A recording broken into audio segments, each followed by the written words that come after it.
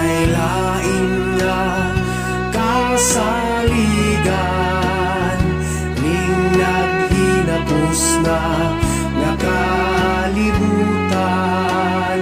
Kung nagapos ka sa katarungan, ug nagsalig ka na nga naana ka sa kamatuoran, apan atong palimbasugan ang pagbuhat sa iyang katuyuan. Kung mapakyas man sa matag adlaw ang pagduol sa Dios, buhat nga walay makalabaw.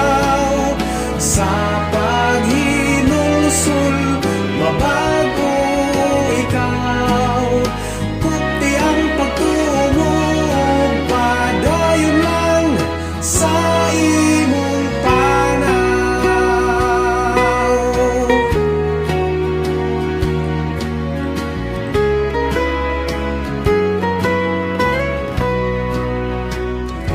Kung naluya ka sa pagtuo, hinumdumi kanunay wa matulog ang Ginoo.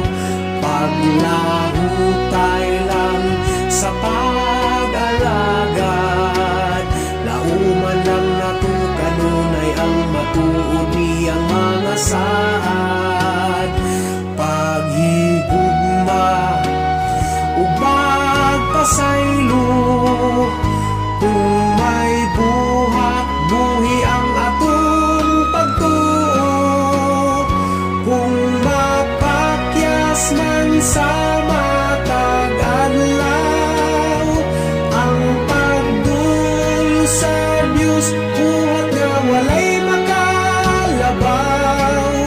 Sa paghinulsol mabago ikaw, puti ang pagtuog, padayon lang sa imong panaw.